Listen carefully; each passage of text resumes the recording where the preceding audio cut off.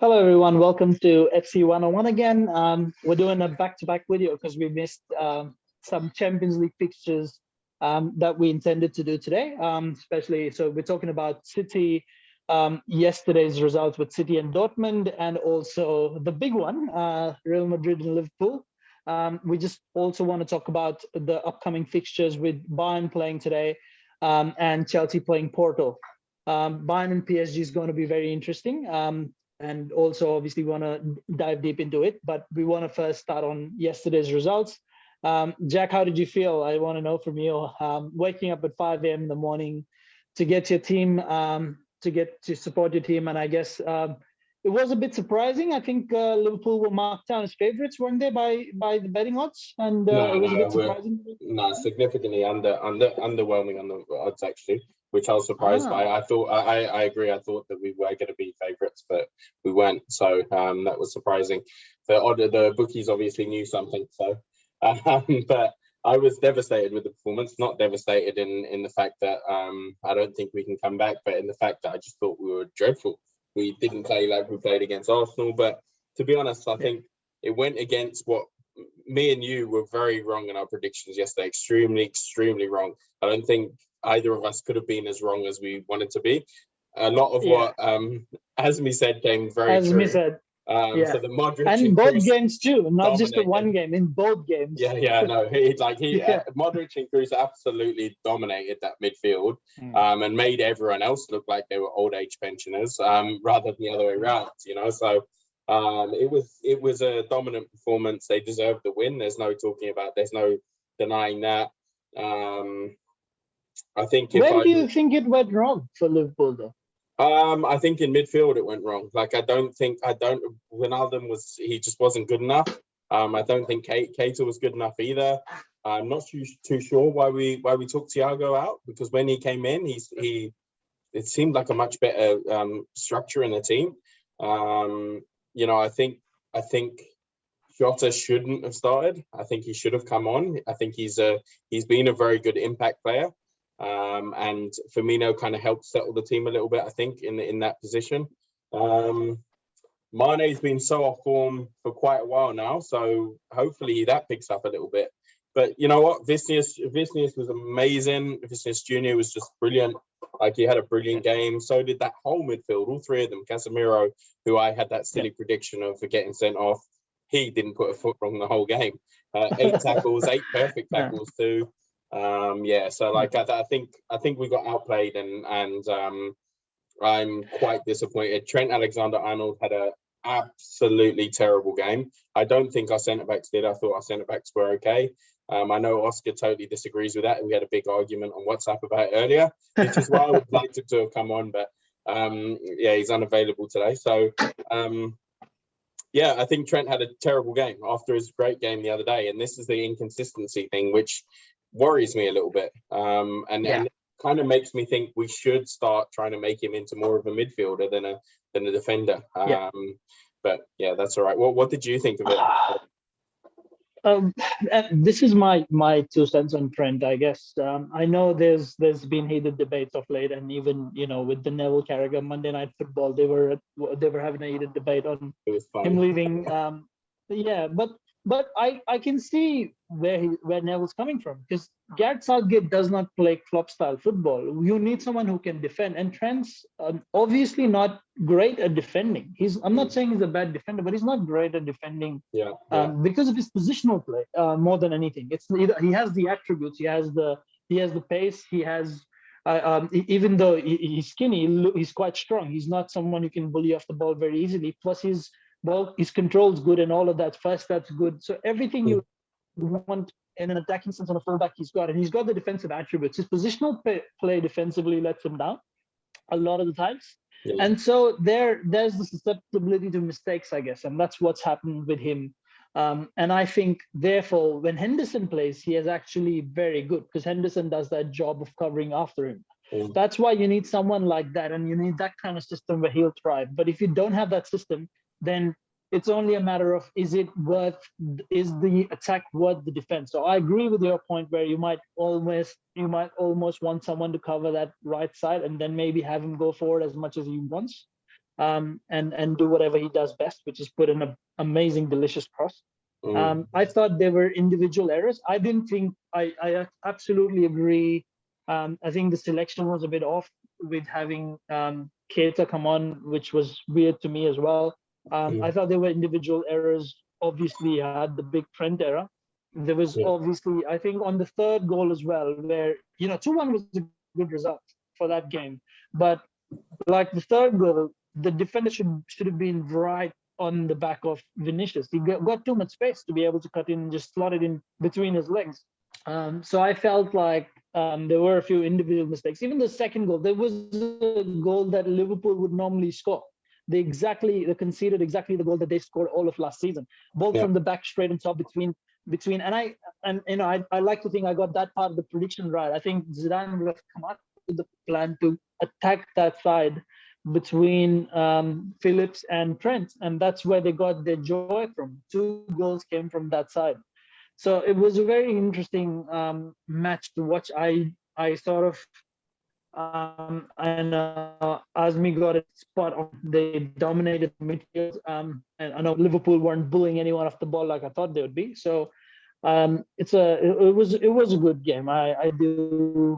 I now kind of think that from here on, can they keep the consistency? Real Madrid and Liverpool going back home, they haven't been great, but you wouldn't put it past them to mount a comeback and play their A game, and Real Madrid to drop off at the same time, because that can happen. I've got a hope. Anyway, I have a hope for it.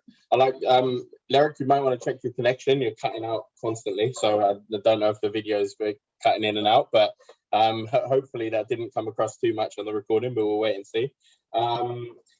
Yeah, I could only hear every other word, unfortunately, as you were going through that. So I hope it did pick that all up as you were talking.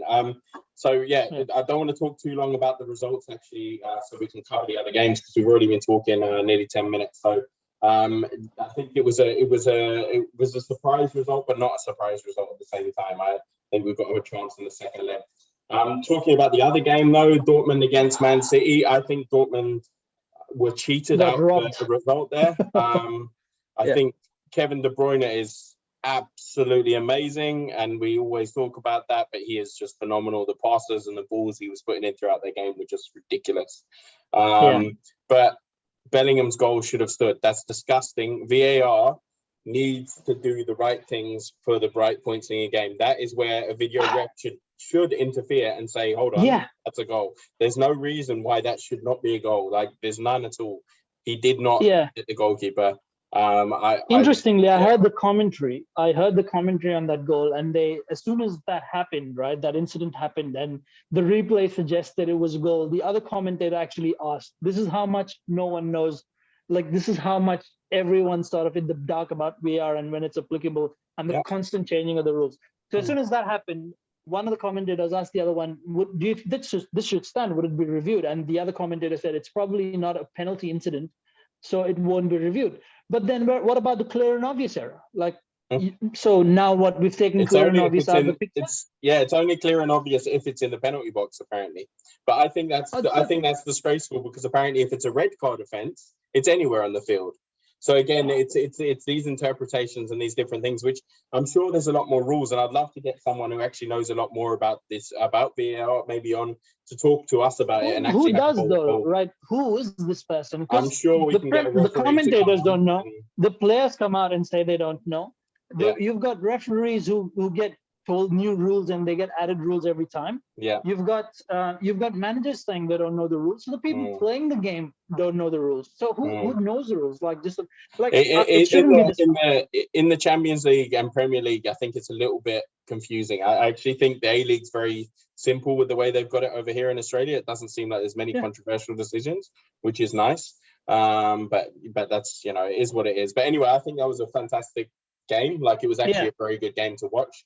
A lot of beautiful football, and it could have easily been a draw or even a 2-1 win to Dortmund, to be honest. So without De Bruyne, I said Mbappe, there you go. Without De Bruyne, I think that would have been a Dortmund win. I think they were that good. Yeah, I agree. So I agree. So it was an interesting setup though, with Silva up front. Again, I don't know what he was doing. That's what you and Asmi were talking about yesterday. Very odd. Yeah. Yeah. Very cagey affair, like Azmi said as well. Like they were both being very careful as to, they were more trying to be defensively sound. You again saw the quality of Haaland, both with the assist and, that one chance that he very rarely misses, but he missed one-on-one chance because he was in an awkward position, to be fair. He was falling off. But at the same time, I think it's the first time in the entire season I've seen Ruben Diaz get knocked off the ball. He just used his strength and just knocked him off the ball and got through on goal to shoot, and Ederson saved it. But Ederson, if that goal would have gone in, I think that tie would have been totally different. Yeah. And knowing Pep and knowing how he crumbles in Champions League games, coming back from maybe 2-1 would have been hard. I don't think they would have been able to come back, and they might have even had conceded another one. Yeah, potentially. And Dortmund looking better than I thought they would look. So that's good. Yeah. I'm glad that it's going to be an interesting affair again the second round, because they won't be like Pep will still be nervous in a weird way. And Dortmund will be more confident after how they played in their away fixture. So that'll be a game that I'm looking forward to. Right. Yeah. Moving on to tomorrow's games. I guess PSG Bayern, the big game. Lewandowski out. Very interesting. Interestingly, Pep made comments yesterday, and I'm going slightly off topic. He said particularly they won't be signing a striker, maybe not, a few days ago. Maybe to sort of talk to the media about maybe not linking Haaland to them and bringing the price down potentially.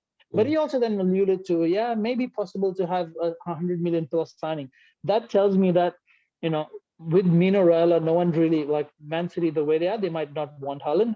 But I don't see them I could see them going for maybe Mbappe, which is even, if not more, similar kind of dangerous signing for everyone in the league. It smells out like trouble. Like it's, and for me, I still think he's a better player. But you want with the system that Man City play, and they probably want a lethal goal machine finisher. I think he probably is going to get Haaland because the position he plays in and the way he plays, probably is going to get more goals. But it'll be interesting. That's transfer speculation that will keep going until the end of summer. But I do think coming back to the game tomorrow, Lewandowski not being there is such a huge miss.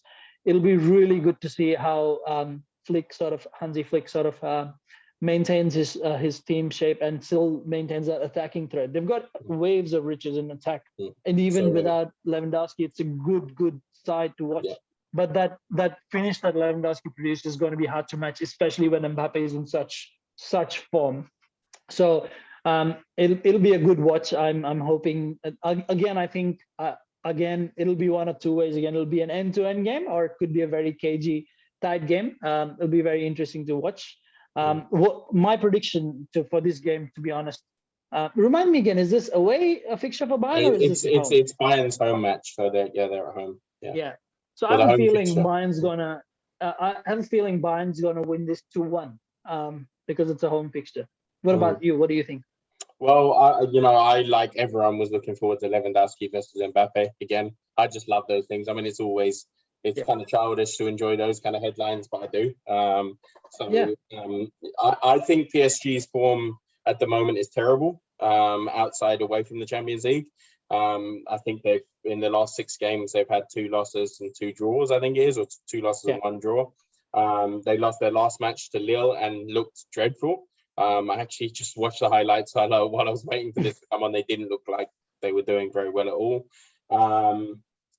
But it is the Champions League, and it's different. It's a different ball game. A lot of those players who were playing average in the League One games, they'll step it up. Di Maria or whoever it is will step it up in those games, and it's gonna be tight. I think FC Bayern can still get a win at home. I think it will be cagey, and I'm gonna go for a 1-0 or like a 1-0 game.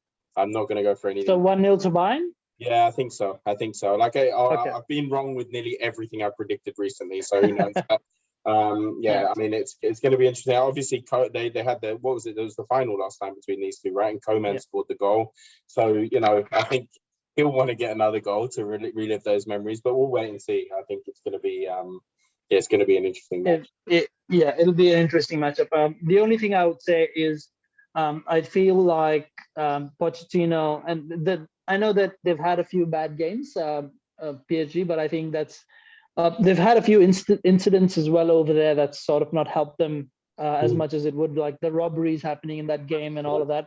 If that would not have happened, I think they would have been 3 points ahead of Lille if they wouldn't have like drawn that match, or 2 points ahead of Lille, which is where you would have thought then Lille would have been under more pressure and they would have had to come out, and then PSG plays well when they counter attack because of the pace they've got for Mbappe and Neymar. So that game could have been a little different, is what I think. And they've come to second since Maurice, like they're quite close. I wouldn't put it past them. There's still 8 games remaining. I can see a little. They're only 3 points PSG behind, I so believe. Yeah. So they're not, After and the they've got last a game, they huge were goal tied difference as well. So the goal difference is like significant. I think 13 goals. I can see Lille drawing and dropping few points, and maybe not a loss, but they could draw easily. But Bayern, PSG, I think will easily win most of their games in the next 8-9 fixtures. So I think they could still win the league based on goal difference as well. So which is good. Moving on to the last match, Chelsea Porto. This will be really, really interesting. I really want to see for myself if Tuchel's worth the salt that everyone's putting that price tag on his name, saying that he's one of the best managers, tactician, this and that, and then he went and lost to West Brom in a manner that you could blame him for almost, because he was the one who picked the wrong team initially.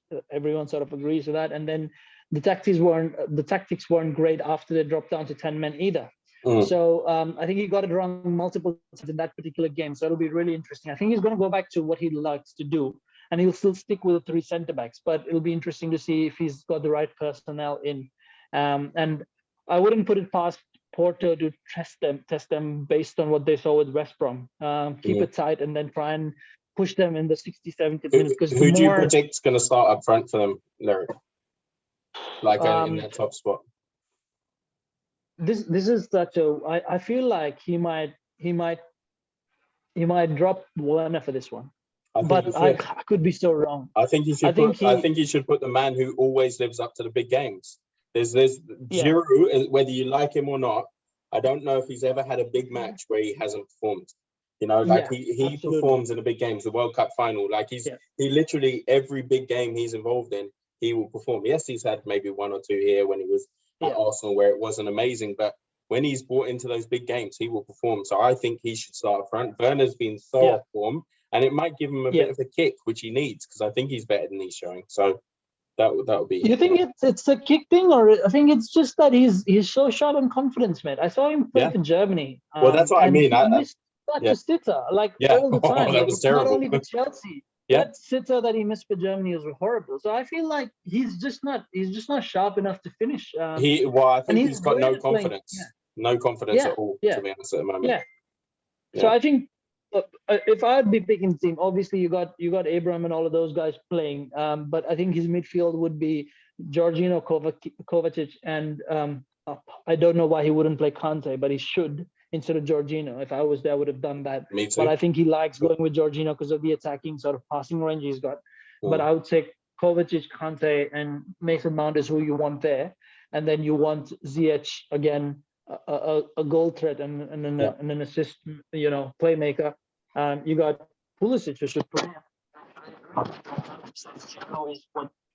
Giroud should be there. If he wants to win, Giroud should be holding his front line together. For me, I'm going to stick with my prediction that I had in the last round. I thought Porto were going to knock out Juventus. I think Porto are going to knock out Chelsea. I think Porto might go on to get to the final. I actually think they're a good enough team. And a lot of people are saying not, and they're the outsiders, or everyone's lucky to draw against them. You know what? I reckon that's an advantage in the Champions League. When everyone writes you off, it's such an advantage in the Champions League because there's always that 1 or 2 teams. If you look back at the last probably 10, 15 years, maybe there's 1 or 2 years where you haven't had an odd team in that semi-final. I think they're good enough to knock Chelsea out, and that team, they're quite explosive when they need to be. But do you think they can knock the next team out? Like it's either Bayern Munich or PSG. It is Bayern Munich or PSG, which means they'll be underdogs again. So potentially. I agree with you potential for it. when you say that they could knock Chelsea out. I 100% agree with you. Although I'm still predicting a Chelsea win, by the way. I think Chelsea will win this one because this is again at Chelsea's home, It's right? at Chelsea, yeah. It's at Stamford Bridge, yeah. So I think Chelsea will win this one, but I think they'll if Porto go through, which means I'm wrong in this fixture, I think they'll get knocked out the next round for sure. Yeah, that'll be if they do go through. It's a big call. So if they do go through, props to you. But if they don't, if they wouldn't, they still have had a really good tournament. Like overall, they still don't know. It can go either way, to be honest. I think I agree. It can go either way. It's not.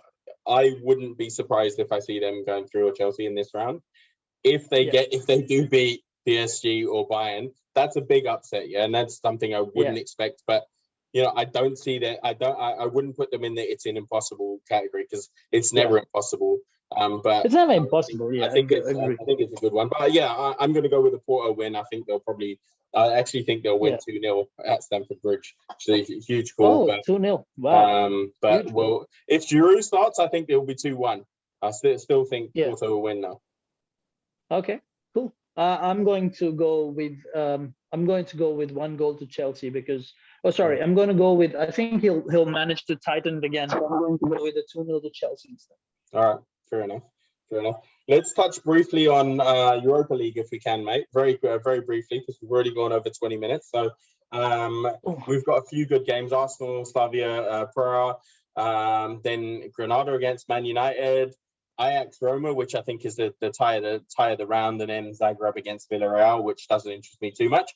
And I'll probably get in trouble for saying that with some people, but Ajax Roma excites me because I like both of those squads. They're not the same as they used to be. They're not the explosive Ajax of a couple of years ago or the amazing Roma of 3 or 4 years ago. So, but I am excited for that round. Yeah. So without pushing it too much and not, even I don't want to get into depth because at this moment, the Europa League is still not interesting to me, even though Man United are in it. Do you see any upset? So I'm going to go with my picks first. So I don't see any big upsets in this round. So I'm going to go with Ajax going through in that big game. I see with Villarreal, Zagreb, I think it'll be Villarreal that'll go through. I feel like Man United should manage to, take on Granada easily and win, and Arsenal should beat Slavia Prague. I know that past history hasn't been the way it is for both these teams with smaller kind of teams, but I feel like they'll go through with 2 legs with these teams, and eventually, and therefore because these 2 games are at home, I think they'll be fine. I think the 2 English sides I agree with, although Slavia may cause a few problems for Arsenal on their form. I actually would go with Roma over Ajax, which goes against the form because Ajax are in better form, but I think I'll go with Roma just because of their recent history more so. And I'm going to go with Zagreb over Villarreal because since their manager got sent to prison, they've won every single game, I believe. So. I actually haven't. So I don't know. Maybe they've got another dodgy man in charge. But I think I believe they're doing well, and I may be very wrong, but. I think I'll go with them. Villarreal are doing quite well too, so it's it could be either team really that goes through from that one. But I think United should have their game won. Granada had some brilliant football at the beginning of the season, and they've just fallen right off now. So so I don't see any upsets there. But all right. Yeah, all right. We'll wrap this up for tonight, guys. Please do like, share, subscribe, leave us comments on what you'd like us to cover. If there are any specific topics, we'd love to debate and maybe get someone who sort of sees the other side of things and doesn't agree with us as much. So please do drop in your comments. I'm also going to next week. We're also going to get someone who we can discuss the big upcoming Premier League games with. So we'll do another video possibly this Friday to talk about the upcoming fixtures of the Premier League and pick up a couple of games that are really interesting. So thank you all for watching. Please do support. Like I said, like, share, subscribe. Thank you. Bye. See you guys.